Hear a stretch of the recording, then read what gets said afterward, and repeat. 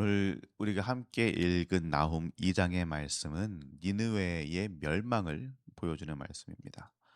아수르의 수도이자 자랑과도 같던 그 강력한 도성 니느웨, 그 누구도 힘으로 뺏을 수 없을 것 같았던 그런 군성이었는데요.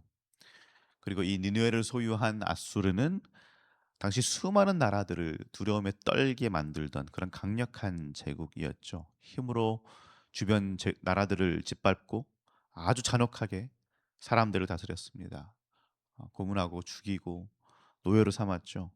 여러 성읍들을 무너뜨리고 사람들을 포로로 끌고 가고 조공을 바치게 하고 주변의 모든 민족들 나라들을 공포에 떨게 했던 제국이 바로 아수르였습니다. 그런데 오늘 본문을 보니까 그렇게 강력하고 강성했던, 그렇게 힘이 셌던 니느웨가, 아수르가 완전하게 무너집니다. 한때 다른 민족들을 두려움에 떨게 했던 이 도시가 이제는 스스로 그 더 강력한 폭력 앞에 두려움에 떨게 됩니다. 우리 1절 말씀 함께 읽어보겠습니다.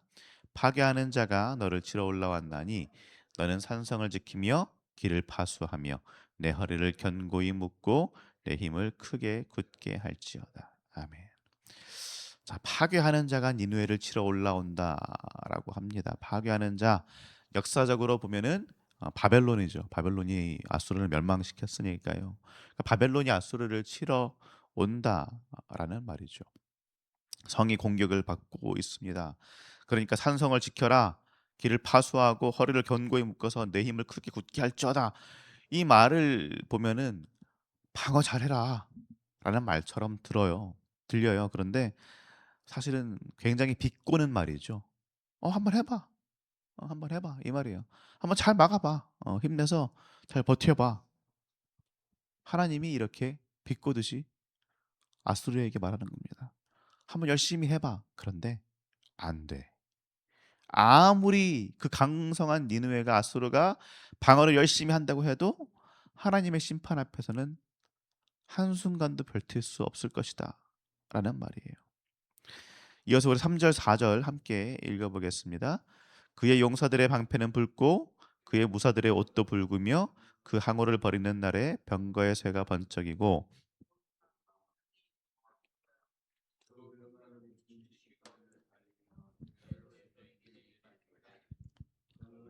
횃불 같고 빠르기가 번개 같도다. 아멘.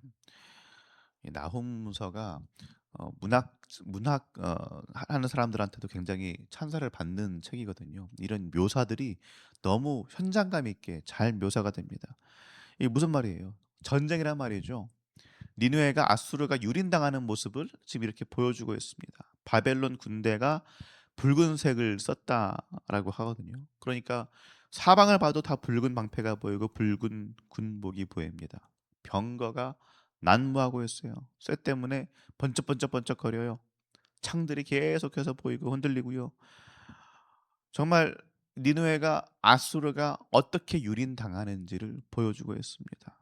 성읍 바깥에서 군대가 밀려오고 있는데 안에도, 성 안에서도 병거 소리와 군복 입은 사람들이 보여요. 전쟁의 공포가 니느웨를 덮는 겁니다. 이전에는 계속해서 남들에게 전쟁의 공포를 줬던 니느웨가 이제는 자신들이 당하고 있는 거예요. 아수르 군대가 다가온다, 일어섰다, 니느웨 성읍을 떠났다. 이 소식만으로도 주변 나라들은 다 두려움에 떨었습니다. 그런데 이제는 자신들이 당하고 있는 거죠. 5절 말씀 함께 읽어보겠습니다. 그가 그의 존귀한 자들을 생각해내니 그들이 엎드러질 듯이 달려서 급히 성에 이르러 막을 것을 준비하도다. 아멘. 왕까지 지금 이렇게 됩니다. 왕에 대한 이야기죠. 니느웨 왕, 아수르의 왕조차도 이 지경이 되니까 존귀한 자들, 그러니까 장수들, 뭐 지도자들, 그 사람들을 떠올려 가지고 부른다는 거예요. 이 말은 뭡니까? 하나도 준비가 안 돼 있어요. 질서가 아무것도 없어요. 그냥 허둥허둥허둥허둥 거리면서 어떻게든 해 보려고 사람들 막 그냥 불러내는 그런 모습이죠. 근데 어떻습니까? 이미 늦었어요. 이미 늦었어요. 겉으로는 그렇게 부강해 보이고 강력해 보였는데 이렇게 뒤늦게 찾아온 두려움 앞에서 호둥거릴 뿐입니다. 그리고 6 절부터 9절 말씀 우리 함께 읽어 보겠습니다. 강들의 수문이 열리고 왕궁이 소멸되며 정한 대로 왕후가 벌거벗은 몸으로 끌려가니 그 모든 시녀들이 가슴을 치며 비둘기같이 슬피 우는도다. 니느웨는 예로부터 물이 모인 곳 같더니 이제 모두 도망하니 서라 서라 하나 돌아보는 자가 없도다. 은을 노력하라 금을 노력하라 그 저축한 것이 무한하고 아름다운 기구가 풍부함이라. 아멘. 그냥 너무 참혹한 모습을 보여주고 있습니다. 수문이 열리고 성을 지키던 그 방어선이 다 무너지고 왕궁이 소멸되죠. 성 안에서 꼭꼭 숨어 있어야 될 왕후조차도 벌거벗은 몸으로 그만큼 급박하단 말이죠. 다 끌려나갑니다. 시녀들은 가슴을 치면서 울고요. 그리고 니느웨는 예로부터 물이 모인 것 같다라고 했어. 물이 모인 못 같다고 했어요. 그러니까 뭐 물도 풍부하지만 이 말은 뭐냐면 사람들이 모이고 재물이 모이고 힘이 모이고 그만큼 풍요하고 그렇게 잘 사는 도시였다는 거예요. 밖에 있는 다른 나라들은 아수르에 의해서 니느웨에 의해서 다 억압받고 사람 사는 꼴이 아닌데 니느웨 안은 어떻다는 말이에요? 너무 평안해요. 너무 좋아요. 너무 잘 살고 사람들이 그냥 인정이 넘쳐요. 이런 곳이었다라는 겁니다. 그런데 이제 다 도망을 갑니다. "멈추세요, 멈추세요. 서라, 서라." 외쳐도 서는 사람이 없어요. 돌아보는 사람이 없어요. 그냥 무조건 도망가야 돼요. 너무 재물이 많았다 보니까 "은과 금이 무한하다." 9절 보니까 이렇게 나왔죠.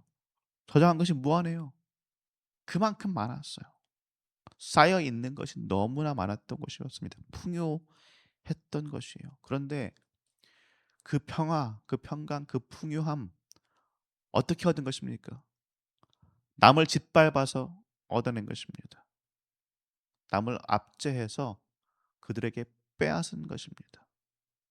그런데 그렇게 풍요함과 평안함을 얻었던 그 제국, 폭력으로 모든 것을 얻어냈던 제국이 이제는 더 큰 폭력으로 그 모든 것을 잃게 됩니다. 성도님들, 이것이 폭력의 종말입니다. 폭력의 종말은 그렇게 무너질 수밖에 없어요. 더 큰 폭력의 방식 안에서 그냥 완전히 무너질 수밖에 없습니다.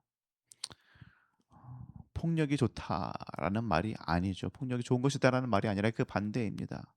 더 큰 폭력으로 눈앞에 있는 폭력을 이겨야 된다 이런 말이 아니고요. 폭력의 끝을 그냥 보여주는 것이죠.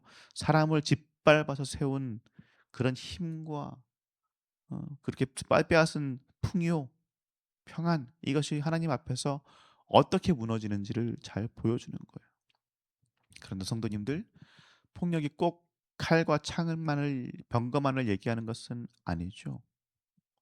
우리도 일상의 생활 속에서 얼마나 많은 폭력을 휘두르고 있습니까? 꼭 주먹으로 남을 때리지는 않는다고 할지라도 말로도 우리는 얼마든지 사람을 때릴 수 있습니다. 힘으로 사람을 억지로 움직이는 것, 내 힘으로 움직이는 것 그것도 폭력이지만 내가 가진 것으로 내 지위로 내가 줄 수 있는 두려움으로 사람을 마음대로 움직이려고 하는 것 그것도 폭력입니다. 그것이 무엇이 됐든 내 힘을 가지고 남을 좌지우지하는 것, 내가 원하는 결과를 얻으려고 하는 그 모든 것은 결국엔 폭력입니다. 그렇게 하는 것이 결국에는 좋아 보이죠. 아니, 지금에는 좋아 보입니다. 강해 보입니다. 사람을 마음대로 움직일 수 있는 것 얼마나 좋아 보입니까? 그러니까 원하는 결과를 빨리 얻을 수 있는 것 같고 그러니까 나를 지켜주는 것 같고 나를 더 부강하게 만들고 내가 더 평강하게 만들고 평안하게 만들고 그렇게 보입니다. 그런데 그 길의 끝은 절대로 평안이 아닙니다. 그 길의 끝은 완전한 무너짐이죠. 그러니 성도님들 하나님의 백성된 자들로서 우리는 절대로 이런 폭력의 방식을 부러워하지 말아야 합니다. 세상은 힘으로 짓누르고 두려움으로 다스립니다. 세상은 남의 것을 빼앗아 내 것을 채우라고 말합니다. 그것이 당연한 것이고 그렇게 해야지 잘 살 수 있다라고 말할지 모릅니다. 그러나 하나님 앞에서 하나님 앞에서 살고 있는 우리들은 그 길을 따라서는 안 됩니다. 하나님 앞에서 폭력은 용납되지 않습니다. 하나님께서 이 세상을 다스리는 방식이 무엇입니까? 하나님께서 이 땅을 구원하시는 방식이 무엇입니까? 하나님이 어떻게 하셨습니까? 로마의 압제와 폭력 가운데 죽어가고 있는 이스라엘을 구하시기 위해서 죄의 멸망에서 죄에 신음하고 있는 우리를 구원하시기 위해서 하나님이 더 큰 힘을 쓰신 게 아니에요. 폭력을 쓰신 게 아닙니다. 오히려 아무 힘없는 자신의 아들 예수 그리스도를 이 땅에 아무 힘없는 아기의 모습으로 보내셔서 결국에는 철저한 자기 희생적 사랑으로 십자가에 죽으셨습니다. 그게 힘입니다. 십자가가 하나님의 힘이에요. 폭력이 아니라 십자가, 철저한 자기 희생적 사랑, 그 사랑, 그 사랑이 우리에게 있어 참된 힘인 줄로 믿습니다. 그러니 성도님들, 우리는 하나님을 의지해야 됩니다.